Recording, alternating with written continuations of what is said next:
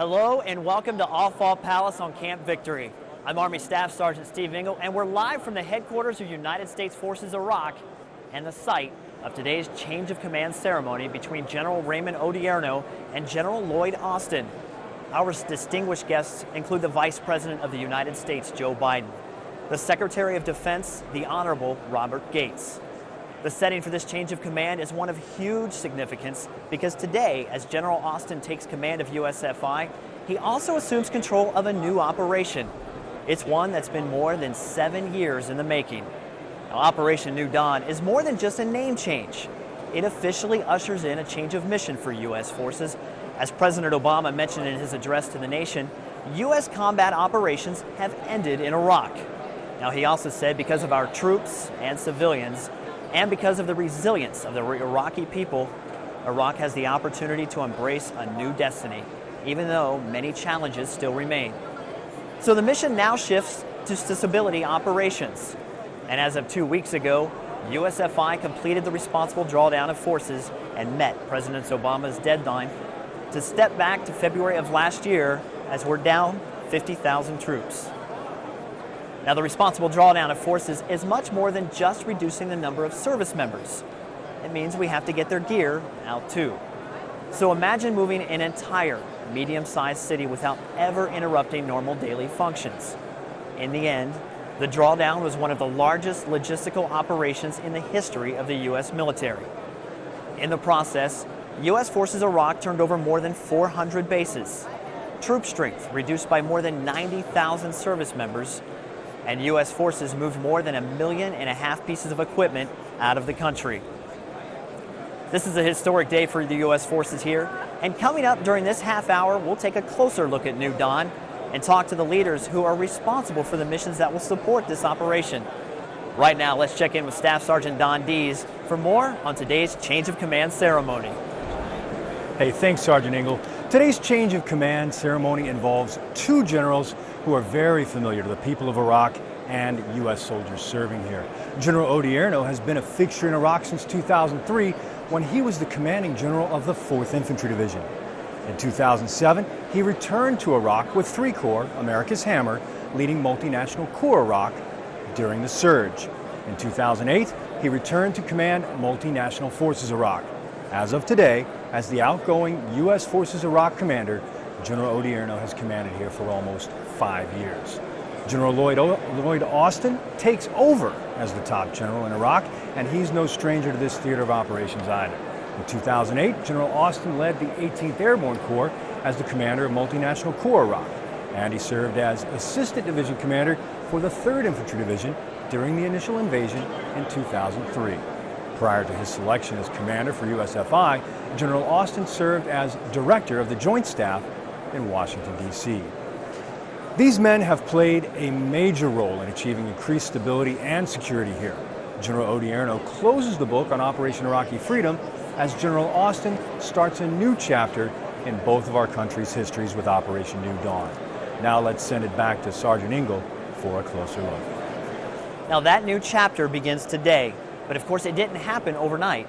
Under U.S. Forces Iraq, there are 3 regional commands: U.S. Divisions North, South, and Center, and each played a major role in making today possible.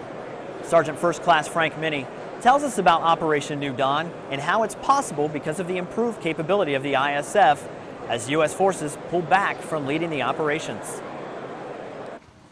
Today marks a historic day for U.S. forces and the people of Iraq, as Operation Iraqi Freedom comes to a close and Operation New Dawn begins. The transition to New Dawn signifies the official end to combat operations in Iraq, and according to Department of Defense officials, it sends a clear signal that U.S. forces have a new mission, one primarily focused on stability operations. But for U.S. forces serving here, the transition to stability operations began long before today. When we signed the security agreement back in 2008, December of 2008, that changed how we do business here. That was an agreement between 2 countries, the United States and the government of Iraq, where the United States recognized Iraqi sovereignty. Since that time, we've slowly changed how we do our operation. During Operation New Dawn, U.S. forces will have 3 primary tasks: First, they will train, advise, and assist the Iraqi security forces. Second, they will conduct partnered counterterrorism operations. And third, provide support to provincial reconstruction teams and other governmental and non-governmental organizations. According to United States Forces Iraq leadership, the ability of U.S. forces to focus on stability operations is directly related to the increased capability of the Iraqi security forces. We wouldn't be able to do this if we didn't see the constant improvement in the Iraqi security forces. We have been, through partnering and through our investment into their capabilities, helping them to develop their new systems, develop their ability to provide internal security. We wouldn't be able to do this. The transition also represents a shift from a predominantly military presence to more of a civilian presence. At the same time, the U.S. military will continue to partner with the Iraqi military to help build on their capability to defend against internal and external threats. We will continue to do this. We will continue to help equip them so they start looking at their external ability to protect themselves externally. And that's really what we have to do over the next 18 months, is help them train, help them advise, get them equipped to start not only doing internal, but then looking to do external security. With stability operations already well underway, the U.S. military and civilian leadership here say they'll continue to work with the Iraqi government and that the level of commitment from the U.S. will not change. For the Pentagon Channel, Sergeant First Class Frank Minnie. Now, I had a chance to sit down a few nights ago with the Deputy Commanding General for Operations and 3 Corps Commanding General, Lieutenant General Robert Cohn. And the first question I had to ask him was, what are the capabilities of the Iraqi forces, and are they ready for the U.S. reduction of troops?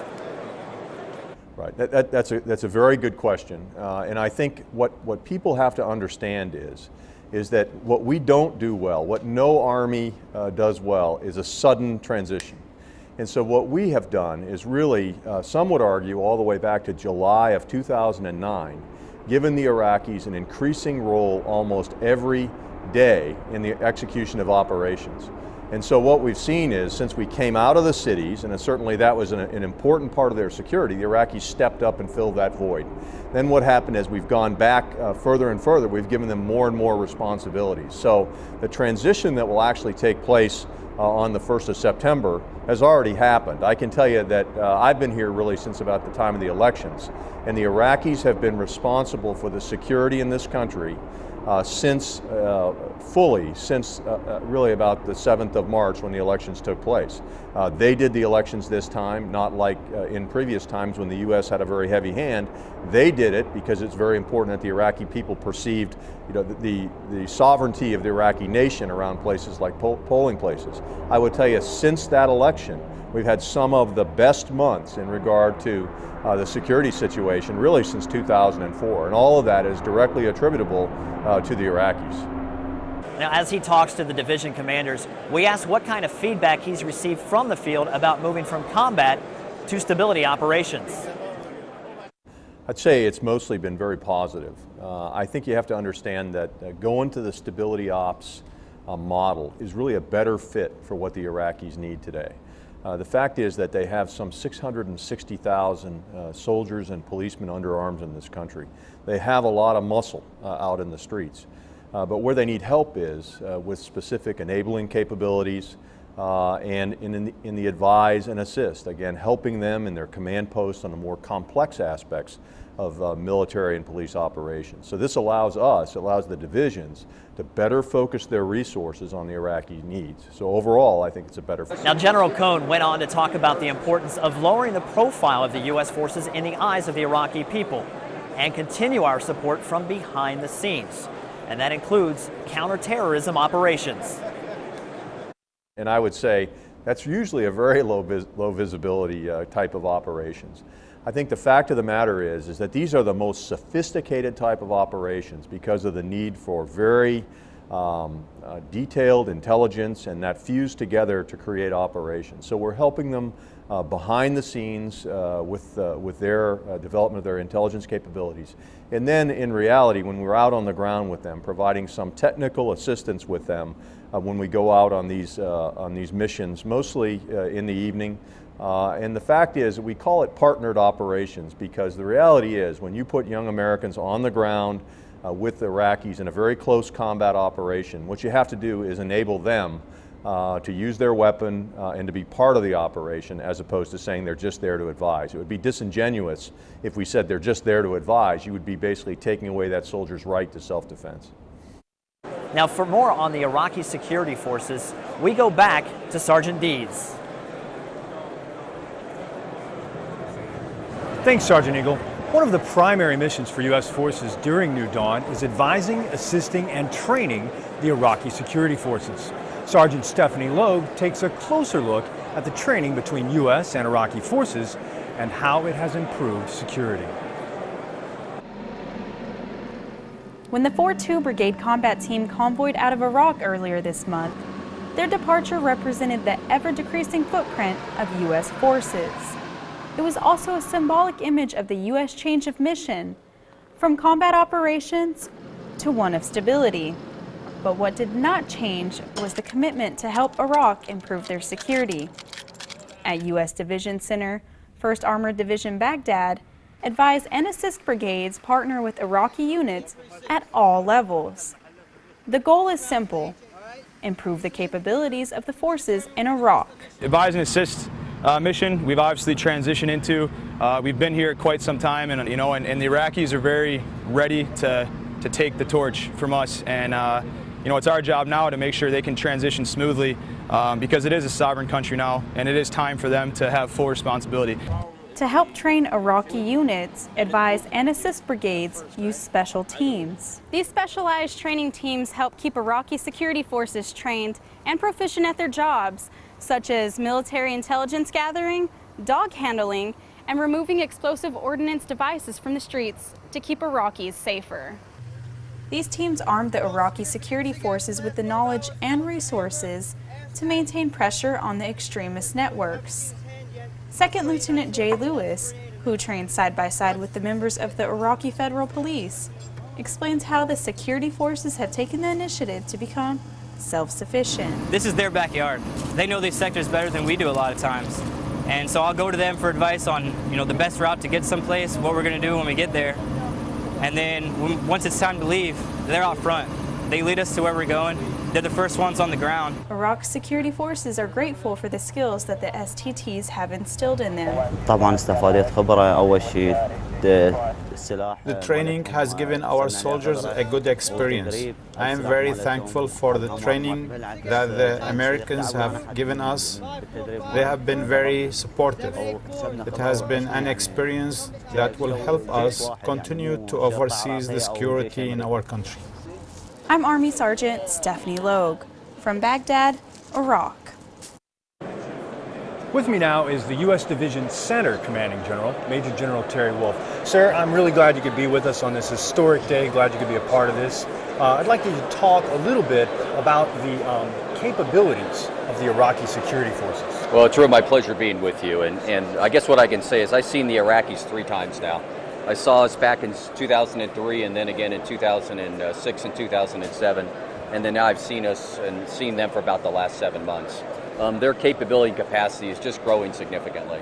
And on a day-to-day basis, they're responsible for their own security. So Iraq is secure because of them. And we assist them, we advise them, and we help train them. But they own the responsibility daily. So what kind of challenges do you see for U.S. forces that are providing the training to those Iraqi security forces? Well, really the biggest challenge is getting the Iraqis to settle out what they want. And we offer their commanders a menu of different opportunities and capabilities, and they kind of pick and choose, and we'll tailor the training to things they ask for. It can be maintenance training, it can be marksmanship training, mostly it's staff training, helping their division, brigade, and corps, and if you will, operations centers get better. So at the operational level, they're already fully capable, and we're looking at the tactical and strategic levels improving their operations. Yeah, they are. They're getting a lot better tactically, and equally important, they're getting better at the higher order staff level, and that's what we continue to focus on. Sure, I really appreciate you being with us today. It's really my pleasure. And we're going to have a great ceremony today, I'm sure of it. We're going to send it back to Sergeant Engle, who's going to talk to us a little bit about what the State Department is doing. Of course, Sergeant Dees, provincial reconstruction teams have long been a part of U.S. efforts here, and they continue to play an important role in helping Iraq build civil capacity. Specialist Abigail Waldrop shows us how U.S. forces will help the PRT. The United States State Department's provincial reconstruction teams and the U.S. military share common goals in their quest for stability and self-sustainability in Iraq. The PRT takes the lead on projects and works more directly with the local government. The military is in a supporting role whenever their assistance is needed. But they both rely on each other for information and share assets as much as possible. The military is very good at getting a mission, understanding objectives, and really setting down goals and priorities and timelines. And that's really where the combination comes in, where you have the State Department provides more subject matter expertise, the military can come in, learn the subject matter expertise, but also effectively act and get quantifiable results and set agendas, set goals. The PRT has a multifaceted approach to building civil capacity. Service members and PRT members go out into communities together to check on the progress of projects and see programs being used. For example, members from the agriculture section go out and meet with farmers to talk about specific challenges, like in Al-Khalidia, which is far from markets and the water and electricity are expensive. So the high cost of production, remote from the market, and low prices, and the fact that over the years, the government has cut back on their support for farmers in terms of providing a lot of the inputs. So they're having to adjust to a new way of a new agricultural economy. When possible, the PRT provides assistance through training or resources. The synchronization of the military and State Department has benefited many local Iraqis, like Sadi Ahmed Afan, who sought the PRT's guidance to help modernize his farm and increase productivity. Iraqi farmers in general inherited farming, but now they start developing themselves following other countries. They want to form cooperative associations and consult agricultural engineers. Agreeing on a common vision and using best practices from the military and the State Department helps both groups work together to ensure the Iraqi people continue to progress. Reporting from Cobb Spiker, Iraq, I'm Specialist Abigail Waldrop. The U.S. Division South Commanding General is Major General Vince Brooks. Sir, thank you so much for joining us. Well, thanks, Sergeant Engle. Good to be with you. It's been a pleasure. Can you tell me why will the PRTs be so important during New Dawn? Well, very much like we've been the cutting edge for our nation for the last 7 years, the PRTs really are now the cutting edge for the diplomatic and civil capacity effort as well. So what are some of these skills that these PRTs possess? I mean, what do they specialize in? Well, every PRT is a little bit different. And they're oriented to a specific province, and I've got 9 of them in the South, 9 of the 18 provinces in Iraq. But each one of them has skills like agriculture or governance, rule of law. Judges will be part of these PRTs. It's whatever that province needs to help bring about the great stability that we're seeing emerge right now. I got you. Now, these have special skills, and you mentioned agriculture. What can we do with the agricultural here? There's been terrific work. Remember, agriculture started here, but it's been some years since they've advanced their art. And things like small hoop houses, we call them. They're plastic-covered small farms that conserve water, which is always in short supply, even in this country, which is well endowed with water. But it saves water and increases crop production. We see them all through the Euphrates River Valley as we go further to the south. These are the kind of things that can be done with good advice on agriculture. Outstanding. Thank you, sir, so much for your time. I appreciate it very much. Sergeant Dees, can you tell me, what does General Austin have ahead of him? When General Austin takes the reins of USF-I today, he'll be guiding a force of 50,000 service members, and he'll work closely with the government of Iraq and U.S. civilian leadership. Master Sergeant Matt Howard explains how U.S. forces have reorganized their brigade combat teams to support New Dawn. House to house, kill or be killed combat. That was life during the surge in 2007 for the 3rd Infantry Division's 3rd Brigade Combat Team, also known as the Sledgehammer Brigade. The Sledgehammers are back in Iraq, this time as an advise and assist brigade, taking a softer approach. The Hammer soldiers were in the lead, conducting cordon searches, going after violent extremist networks, basically getting the bad guy off the street. Now our goal is to be that person behind. Although still capable of conducting combat if necessary, their mission is to advise, assist, and train. Iraqi forces lead all security missions, and the AABs, augmented with specialists such as law enforcement professionals, training teams, and academics, are in a support role. It definitely was a little bit difficult to adjust to because it takes a mindset, a change of mindset.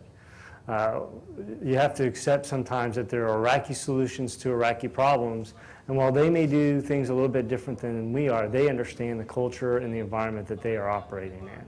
The concept has worked. During the historic national elections on March 7th, Iraqi security forces demonstrated their capabilities by securing poll sites in Iraq. The AABs are refining those capabilities, introducing advanced skills such as crime scene investigation and unmanned aerial vehicle operation. And they're increasing their emphasis on the other security forces, such as border enforcement, the Air Force, and Coast Guard, setting the conditions for long-term stability and partnership. Master Sergeant Matt Howard, Basra, Iraq. I'm with the U.S. Division North Commanding General, Major General Tony Cuccolo. Sir, I'd like you to talk to us a little bit about the importance of the Advise and Assist Brigades. The Advise Assist Brigades are incredibly important to the Army right now. They give the Army the flexibility to execute the kinds of operations that we're conducting in Iraq and Afghanistan. You take a brigade combat team of any type, infantry, heavy, striker, you infuse it with special talent, officers, non-commissioned officers, training teams, advisory teams, and you get them to train together for a particular mission, whether it be stability operations or counterinsurgency, and then put them in the field. And you've got the power of the brigade combat team and the skill set and the operational approach of what you need for the mission. So it gives the Army and the nation incredible flexibility. So what are some of the most recent accomplishments you'd like to talk about in terms of USD North? Well, I have the most demographically complex and unique operating environment in Iraq. I've got most of the minorities, Christian, Yazidi, Shabaks. I've got the Kurd-Arab fault line. And so the one thing I'd like to mention is right now, while you and I are standing here, in 22 different locations from the Syrian border to the Iranian border, there's an American platoon, there's an Iraqi platoon, and a Kurdish platoon conducting operations together, running a checkpoint, patrolling, and what they're doing is they're doing two things. They've closed the seam because before, between the Kurds and the Arabs, the enemy could move easily between the two front lines, but they're also building confidence between the Kurds and the Arab militaries that they can work together. It's been going fantastic. We've been doing this since January 30th, and I'm very, very proud of our soldiers. We've heard lots of great stories from there, and I really appreciate your time, sir. We're going to send it back to Sergeant Engle now. Thanks, Sergeant Dees. Now, we are just minutes away from the start of today's ceremony, and we're fortunate to have some time with Major General Steve Engle. Sir, thank you so much for your time. Thanks for having me on your show. This is great, and it's certainly a great occasion today. I can't agree, but I ask you, as we transition to New Dawn, what are some of the challenges that lay ahead for U.S. forces over the next 18 months? It's really not about challenges. It's building on the successes that have gone on here now and where the Iraqi security forces are in terms of their capability as they take charge of security. So as we move forward with Operation New Dawn, our ability to assist them, to train them, advise them, and help them build their capability and capacity is what we want to focus on. Additionally, we want to focus on the success of the security mission here and build on that with the Strategic Framework Agreement to enhance our partnership with Iraq, not just until our mission ends, but beyond. Gotcha. Awesome. Thank you very much, sir. I appreciate your time. Thank you very much. In a few minutes, U.S. Forces Iraq will change commanders for the first time since becoming a command in January. General Austin will take the reins from General Odinero, who will complete almost 5 years of service in Iraq. General Austin takes command of USF-I, which now operates under the banner of Operation New Dawn. Today we'll hear from incoming and outgoing commanders, the Secretary of Defense, and the Vice President of the United States. We'll take a short break, and when we come back, we'll join the ceremony already in progress.